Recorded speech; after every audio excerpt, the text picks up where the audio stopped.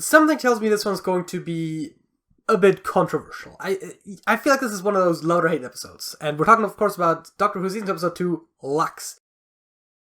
We start in the movie theater, and at first it's just, people watching the movies, which obviously doesn't do much. But then, when the actual cartoon starts, the character Mr. Ringading comes alive because of moonlight. This will be explained later in the episode as being caused by the god Lux from the Pantheon of Chaos, which I believe might have been the first time that they've actually were called the Pantheon of Chaos in the show itself. But yeah, I don't quite know why moonlight hitting the projector specifically causes, but then again, I guess the gods are mysterious, and so I'll allow it. Also, the Harbinger thing in the theater, I'm getting ahead of it, but the Harbinger thing on the theater doesn't really make sense, and does not really align with how the Harbingers have previously worked, so I don't know what that one was about. But yeah, we see Mr. Ringading come alive, then credits, and then go to the TARDIS, where we see the Doctor once again still trying to bring Belinda back to May 24th or whatever it was, the date of the finale. And he can't. Now, if I was him, I would have tried to go to, maybe the day before, see what happens. But anyways, he brings out some gizmo, and he's like, we'll just travel somewhere, and then we'll triangulate the position, and then we can go there. Fair, fine, whatever. So they go to Miami, 1952, set up the device, and naturally the Doctor gets curious about the chain of theater. Movie, theater, whatever. Cinema, if you will. And so, yeah, they investigate. I don't really have to go into, I think, every single scene there, but it is interesting how they bring up segregation as something that was happening there, while at the same time kind of getting past it without too much trouble, because that's not what the story's about, right? So you don't focus on it too much, but also it would be weird not to acknowledge the obvious historical context that they're existing within. And so what I want to really talk about, though, I think, is the actual realization of the Mr. Ringading character and the actual, being trapped in the movie part of this. And I think that one was interesting. I mean, the character itself is quite well done, the Mr. Ringading character. The fake out of... It seemed like they had gotten out of the movie thing relatively quickly. Obviously was a fake out. I was kind of expecting it to be. Now, it is interesting that the Doctor noticed it because of the fact that it doesn't actually align with reality, where the police officer was wearing the wrong uniform.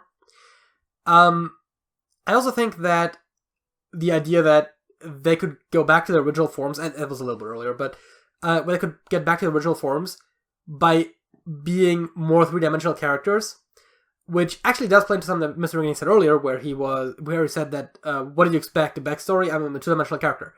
And I think there was a lot of that in the story, right? But it's a lot of this sort of meta references where it's like, oh yeah, a flat character, and he's literally two-dimensional. And that sort of thing. I could see there being a lot of people that actually are a little bit into film as an art form or storytelling in general that will appreciate some of these things, while I don't know to what degree sort of the average viewer is going to have an opinion on that, because it doesn't really narratively make too much sense, some of that, beyond just sort of the metaphor that is employed. But I feel like with these gods, it kind of works to do that.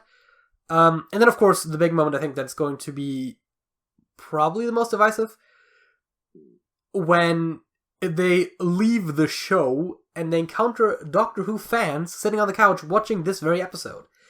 And, at first, with how the show has recently been leaning on the fourth wall and having individual characters break it even, I thought for a moment there they might actually do the thing. I mean, technically, I think the comics have done it before with Matt Smith, or rather, the 11th Doctor meeting Matt Smith, so it's not entirely unprecedented, but in the show itself, I think it would have been a ballsy move to actually be like, yeah, Doctor Who is a television show, and the Doctor, the main character, now knows it. But obviously they played off as sort of a reverse thing where actually the fans were not real and the Doctor is real. I found it interesting to jump ahead a little bit again. The characters say that, we're just some of those characters that don't even get a last name. And then the credits actually have last names for them, and then reveals that they're still around in some form, which I thought was, it was a neat little detail. But yeah, I genuinely don't know how to feel about the whole journey through film, but I think it was, I guess it was good, right?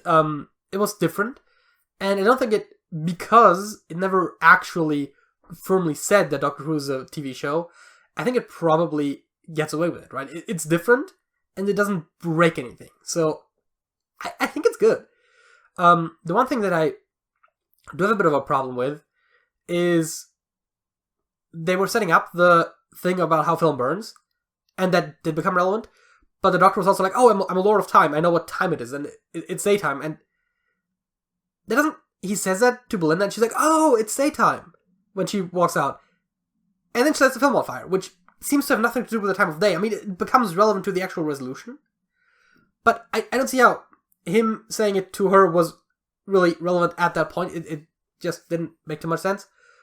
But overall, I thought it was a really strong episode. This one, I think I did even worse than last week with going the beat by beat, because there's so much to talk about, and at the same time, there are a lot of little scenes that aren't really important for the overall story, even if they are still interesting and they maybe expand on the characters. So, there's a lot going on in this episode. And I think it's definitely a bolder episode than last week. It's probably also a better one. It's really hard to say because it is so different. But I think I'm going to tentatively give this an 8 out of 10, and I hope I'll have the next one out a little bit earlier next week. Like the video if you enjoyed it, subscribe to the channel if you want to see more of this like this, and leave a comment if you have something to say. That's it.